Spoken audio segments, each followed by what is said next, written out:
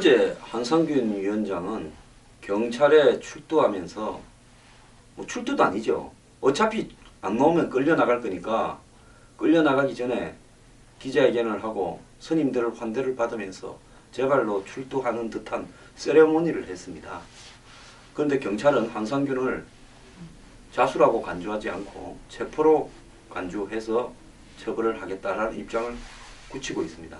자수라는 거는요, 경찰이 잡을 수 없을 때 자기 발로 경찰서에 들어가거나 전화해서 잡으러 오라고 하는 것이 자수고, 어디 숨었는지 다 알고 넣으라는데 문제 안 걸고 안 넣던 범죄자가 경찰이 뜯고 들어가겠다니까 오줌 좀 누고 나가겠다고 한 게 그것이 자수가 될 수는 없지 않습니까?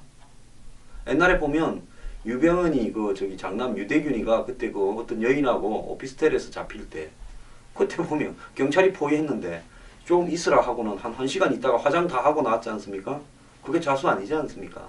그렇기 때문에 폼 갖추려고 옷 갈아입고 나온다든지 안 그러면 잡히기 전에 연설이라도 한마디 하고 잡히려고 하는 그거는 이 자수가 아닙니다.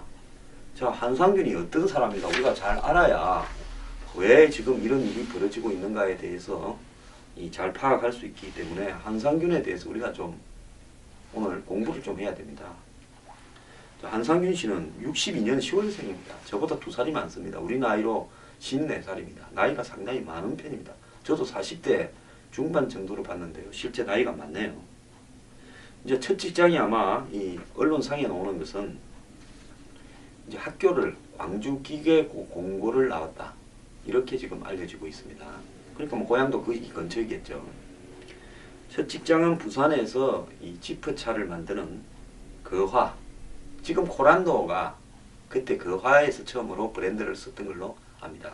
집차만 전문적으로 만드는 회사가 거화였어요. 거기에 85년도에 입사를 했다가 거화가 동아자동차에 또 인수가 됐습니다. 망해가지고. 그런데 해서 이제 거화자동차가 동아자동차가 평택 공장을 가지고 있었기 때문에 부산에서 이제 평택으로 옮긴 거죠. 그런데 이제 동아자동차가 또 86년에 망해서 쌍용에 인수가 되었습니다. 그래서 이제 쌍용자동차에 일하게 된 거죠. 그래서 87년에 이 쌍용자동차 노조를 설립할 때 주도적인 역할을 하며 노동운동에 이제 본격적으로 입문했다고 합니다. 그리고 2008년에 금속노조 쌍용차 지부장에 당선되었습니다. 그러니까 금속노조 쌍용차 지부장이라는 것은 금속노조 산하에 각종 자동차 회사들이 다 들어가 있거든요. 그러니까 쌍용차 노조 위원장이죠. 쉽게 이야기하면. 자, 이제 근데 공교롭게도 이분이 갔던 거화, 동아, 쌍용이 다 망했습니다. 이분이 떠나니까 살아났죠. 물론 이분 때문에 망한 것은 아니라고 말씀드리고 싶습니다. 그런데 2009년에 이제 이 쌍용차 지부장 시절에 쌍용자동차가 정리해고 계획을 발표하자 이제 77일간 농성을 나섰습니다. 자, 당시에 저는 쌍용차가요, 중국의 상하이 기차라는 자동차 회사에 팔린 부분부터가 아마 노무현 정권 때 넘어갔을 겁니다. 굉장히 잘못되었다고 생각하는 사람 중에 한 명입니다. 이 쌍용자동차라면 그래도 당시에 이 코란도라든지 SUV에 대해서는 한국에서 가장 잘 만드는 회사였고, 그 다음에 이 체어맨이라는 독일의 벤츠 엔진을 가져와서 만든다는 고급 세단도 만들 줄 아는 그런 회사였습니다. 그러니까 SUV와 체어맨에 이렇게 특화된 회사였죠. 그런데 이런 회사를 중국의 자본을 제대로 살펴주지도 보지도 않고 넘겨준 노무현 정부가 굉장히 저는 잘못됐다고 생각하고요. 그러면서 중국 이 상하이 기차는 쌍용자동차를 제대로 키우려고 생각을 안 하고 한마디로 이 쌍용자동차에서 가지고 있는 특화된 기술 그것만 빼가려고 한 거죠. 2008년 시점에서는 이 중국의 SUV를 만드는 자동차 기술이 굉장히 낮았습니다. 그러니까 상하이 기차는 쌍용차를 인수해서 그런 기술만 쫙 빼간 다음에 앙코만 빼먹고 한마디로 나머지 밀가루가 있는 부분은 던져버린 겁니다. 그러면서 이제 정리해고 상하이 기차가 발을 빼고 정리해고에 들어가고 이런 상황이 벌어지니까 이제 그걸 반대하고 봉쇄하고 농성에 들어갔습니다. 그래서 이제 77일간 농성이 있었는데 당시에 조현호 이 경찰청장을 하신 분이 경기경찰청장이었는데 진압을 지시를 했죠. 그래서 나중에 공장이 77일간 농성 과정에서 거의 엉망이 되어버리지 않았습니까? 물론 농성을 할 수밖에 없는 당시 노동자들의 절박한 상황도 이해를 합니다. 순식간에 2646명을 정리해고를 해서 경영 정상화를 하겠다라는 부분은 당시에 중국 상하이 기차라는 회사한테 쌍용 자동차를 넘겨주었던 정권의 잘못도 있는 겁니다. 그 잘못은 노무현 정권의 잘못입니다. 그런데 어쨌거나 이런 어떤 농성을 주도하면서 당시에 많은 사람이 다쳤죠. 참 그때 뭐 자살하신 분도 있고 고통을 겪은 분들한테는 저는 그런 일들이 반복되지 않기 위해서 앞으로 이런 회사들을 외국 자본에 넘겨줄 때는 정권이 매우 조심을 해야 된다고 생각을 합니다. 그런데 어쨌든 이 한상규는 그 농성을 주도했고 그 농성이 마지막에는 경찰이 강제 진압해서 해산시킬 정도로 굉장히 격렬했고 그때 그 주변에 한국의 종북 좌파들도 다 모여들었죠. 그 농성장 안에서 이념적인 부분과 관련된 증거물들도 많이 나왔습니다. 그러니까 그렇게 극단적인 농성을 가기 전에 사실은 협상안도 제시되었고 그 선에서 서로 상처를 많이 입기 전에 협상을 하는 것이 최선이었는데 저는 한상균이라는 사람이 가진 투쟁적인 속성이 결국은 끝을 보게 만들었다. 모두가 상처를 입었습니다. 그래서 이 징역 3년을 대법원까지 가서 받았습니다. 자, 그런데 이 한상균은 출소 뒤에 이 쌍용자동차 정리해고에 대한 국정조사와 해고자 복직을 요구하면서 50m 높이의 고압선에서 171일간 농성을 했습니다. 그 덕수궁 앞에 보면 쌍용자동차 해고 반대한다고 한동안에 텐트가 쳐져 있었죠. 그것도 다 한상균 씨와 관련이 있는 부분입니다. 자, 이 사람이 이런 것까지만 하고 예를 들어서 살았다면 적어도 방향은 잘못됐고 과격하고 투쟁적이지만 순수성은 좀 입증을 받을 수 있었을 거라고 보는데요. 이런 과정들이 나중에 이제 어디로 연결되는가를 우리가 잘 지켜봐야 됩니다. 그는 이 농성을 하고 난 다음에 2014년 그러니까 작년입니다. 12월 26일 이 공약으로 2015년 하반기에 총파업을 하겠다. 지금 이번에도 자기 잡혀가면서 총파업하라 해놓고 잡혀간 거 아닙니까? 그것이 그때 민주노총위원장에 출마하면서 내건 공약입니다. 즉 2015년 하반기에 총파업하겠다라는 이 공약을 내걸고 민주노총위원장에 작년 연말에 당선이 되었습니다. 자, 1차 투표에서 뒤졌는데 결선 투표에서 51.6%로 당선됐는데요. 자, 이 사람은 민주노총 내부에서도 가장 왼쪽에 있는 노동전선파에 속한다고 합니다. 자, 민주노총은요, 단순히 뭐 노동자들끼리 모여서 지역단위 노조, 산별노조, 중앙의 통합노조를 만드는 게 아니라 그 안에도 사업장별로 큰 데는 한 대여섯 개의 분파가 있습니다. 이념 정치적인 분파가 있습니다. 옛날에 운동권이 보면 뭐 NL, 뭐 CAPD가 있었듯이 이 노총 조직에도 민주노총 조직 안에도 이런 분파가 굉장히 많습니다. 이런 분파가요, 민주노총 선거라든지 또 대한민국의 제야의 투쟁 방향 이런 데도 굉장히 영향을 미치고 자기들끼리 선거를 할 때는 엄청나게 치열하게 합니다. 그래서 2차 투표에서 51.6%로 당선됐는데 아마 강경한 민주노총의 좌파들이 전부 한상규를 밀었던 걸로 보입니다. 그리고 당선 1승에 지도부가 희망을 만들기 위해 투쟁을 회피하지 말라는 채찍으로 이 당선을 생각했다. 즉 투쟁하겠다라고 생각을 합니다.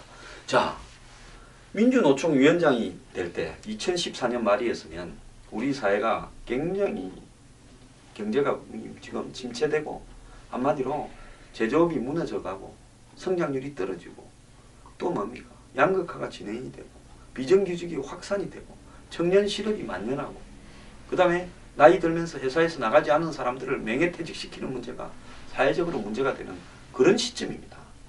자, 그런 시점에서 민주노총 위원장이 된 사람이 과거에 8, 90년대에 있었던 투쟁하겠다, 총파업하겠다라고 내건 것이 옳은 거냐는 거죠. 과연 노동자가 파업을 한다고 노동자의 조건이 권익이 개선될 수 있습니까? 회사도 살아야 노동자도 살 거 아닙니까?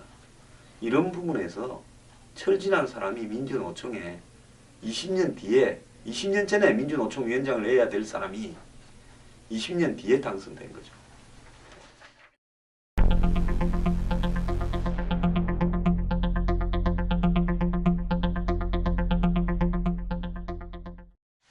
자, 이분은 쌍용자동차 문제로 교도소를 나오면서 출소 소감이 조종자 역할을 해야 할 정부가 당시는 MB 정권이었을 것 같은데요.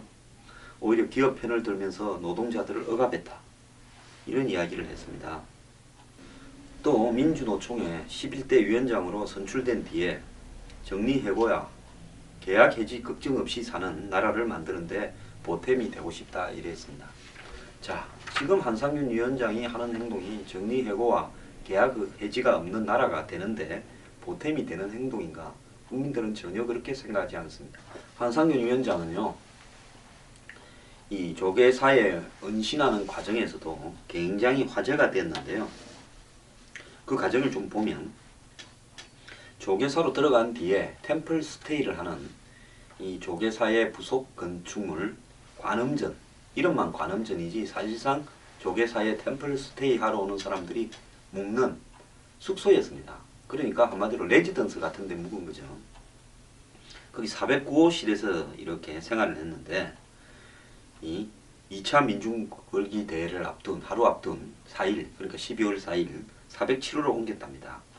계속 창밖으로 얼굴을 내밀고 이러면서 뭐 투쟁합시다 이러니까 그게 언론에 나가니까 마치 한상균이 안에서 밖에 있는 민주노총 사람들을 정부 지시를 직접 하는 듯한 모양새가 보이니까 조계사 측에서 창문이 안 보이는, 그러니까 이 대화를 할 수 없는 반대쪽으로 옮겨달라고 요청했답니다. 한 위원장이 은신한 뒤에는 관음전은 철저히 봉쇄를 했다는 겁니다. 그러니까 25일 동안 템플 스테이를 못 한 겁니다. 자, 여기에서 제가 수백억의 돈이 1년에 대한민국 불교의 템플 스테이 자금으로 가고 그 대부분은 조계종으로 갑니다. 그러면 정부의 돈을 받아서 운영하는 템플 스테이에 한상균이 한 달쯤을 마비시켜버렸다는 겁니다. 그래서 문을 철저히 걸어 잠가버렸습니다. 한상균이 그 안에 들어앉아 있는데 뭐 템플 스테이를 하러 갈 상황도 아니죠. 건물 내 엘리베이터 사용이 중지되고 출입문도 모두 자물쇠로 잠궈졌답니다. 그러니까 4층 건물의 출입구가 한상균 방만 잠궈진 게 아니라 4층만 잠겨진 게 아니라 출입구가 전부 자물쇠로 잠겼고, 그래서 조계사 직원들 몇 명이 주간에도 외부에서 열어줘야 출입이 가능했다는 겁니다. 그러니까 안에도 직원들이 있었던 거죠. 한상균이 들어있으니까 뭔 일이 있을까 싶어서. 그래서 이 사람들도 직원들도 밖에 나갈 때는 두들겨서 마모를 정했겠죠. 밖에서 문을 열어줘야 나갔다는 겁니다.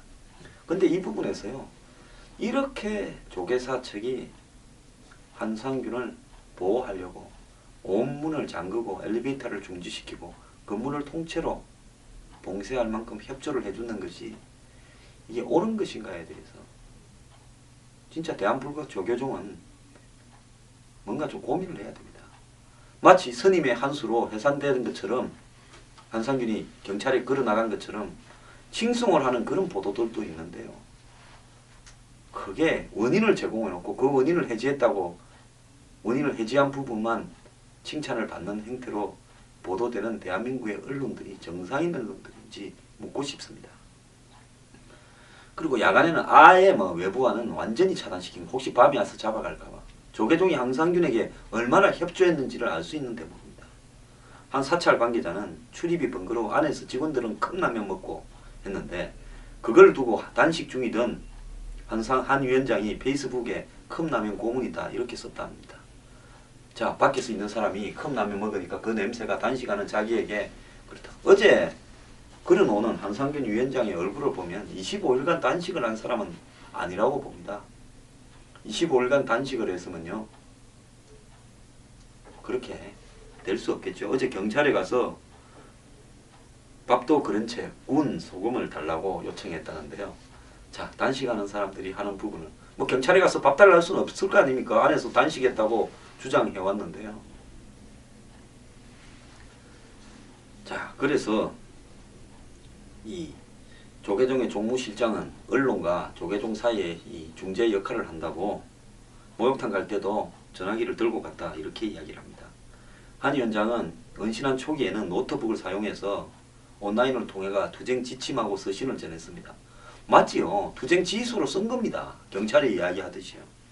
그래가 한상균이가 안에서 조계사를 투쟁 지휘소로 삼고 있다 이렇게 되니까 이제 사찰 측이 피신해 온 거지 투쟁 지휘소 설치하러 온 건 아니지 않냐. 노트북은 치워달라고 하니까 이제 스마트폰만 썼다는데 요즘 스마트폰이 하는 기능 노트북이 다 하고 노트북이 하는 기능 스마트폰이 다 하지 않습니까? 조계종이요. 진짜로 지휘소가 아니라고 하려면 남한테 보여주기 위해서 큰 이 노트북 치울 게 아니라 스마트폰도 사용 금지시켜야 된다고 봅니다. 아니 조계사에 숨어 들어와서 한마디로 참여하고 참선하겠다고 하면 뭔 놈 스마트폰이 필요합니까? 그리고 뭐 하루 종일 테이블에 앉아서 스마트폰 보고 있고 조계사 직원들하고는 대화도 안 했답니다. 근데 한상균이 입던 옷은 민노총 관계자들이 챙겨서 따로 빨래를 해갖고 다시 갖고 왔답니다. 그러니까 옷은 뭐 비수단복 뭐 개량 승복 같은 거 입고 있던데 보니까 그것도 한 벌이 아니고 매번 또 빨래하는 민노총 직원들이 있었던 모양입니다. 참 높은 분입니다. 한 위원장은 단식 전에는 김치찌개 등 배달 음식을 자주 시켜 먹었다. 배달하는 사람이 들락거리기도 했던 모양입니다. 근데 김치찌개에 돼지고기 삼겹살은 넣었는지 뺐는지 모르겠습니다. 사찰 안에서 돼지고기 삼겹살이 든 김치찌개를 시켜 먹는. 또 은신 초기에는 사층 복도나 옥상에도 자주 드나들었고 민노총 관계자들도 찾아와서 아주 평화롭게 이야기도 나눴다는 겁니다. 자, 그리고요. 이제 어제 출두할 때 민노총 소속 50명이 마치 의장님을 환호하듯이 이렇게 영접하러 나왔고 민변 변호사들도 나왔고 변호사들과 또 선임들이 조계사 부주지까지 한상균을 영접해서 모셔는 올라갔고 일부 직원은 또 조계사 직원들은 줄을 쫙 섰습니다. 그래가 손을 잡고 위원장님 힘내세요 하고 한상균은 손을 들고 악수하면서 이렇게 갔습니다. 기자회견에 앞서서는 자승 총무원장이 있는 방에 가가지고 뭐 도법 등과 함께 양쪽에 선임들 앉혀놓고 정상급 의전도 했고요. 기자회견에서는 정부도 규탄하고 심지어 새정치연합 야당도 규탄했습니다. 그러고는 손을 당당히 흔들면서 할 말 다 하고 이제 마치 그 외국 정상이 방문한 듯이 경찰 앞으로 걸어 나갔고요. 수갑을 채우려고 하니까 그때 수갑 채우지 말라고 항의하던 한 스님을 기억합니다. 그 스님은 뭔 생각으로 그럽니까? 한상균은요. 조계사 안에 그들만의 리그에서는 영웅인지 몰라도 조계사 문을 나서는 순간에는 범죄자인 겁니다. 당연히 수갑 채워야지요. 자, 한상균은 자신은요. 투쟁적 영웅주의에 빠져 있는 줄 모르겠지만은 그는 지금 이제 남대문 경찰서 구치소에 있습니다. 곧 구치소로 구속영장이 발부되어서 수감이 되겠죠. 자, 이 사람은 또 별을 하나 더 달았다고 한국의 노동운동의 대부가 되었다고 중요한 노동운동의 현장마다 자기가 다 지휘했다고 생각을 할 겁니다. 이런 사람은 절대 사고가 바뀌지가 않습니다. 문제는요. 남아있는 민노총 관계자들입니다. 아마 민노총 안에서도 한상균이 못마땅해서 빨리 잡혀가라 한 사람들도 많았던 걸로 알고 있습니다. 그런데요. 이 한상균과 민노총은 이제 여기서 결별해야 민노총이 전체 노동자의 지지를 받는 새로운 노동운동 조직으로 탄생할 수 있는 겁니다. 자, 한상균 이후에 노동운동은 새로워져야 됩니다.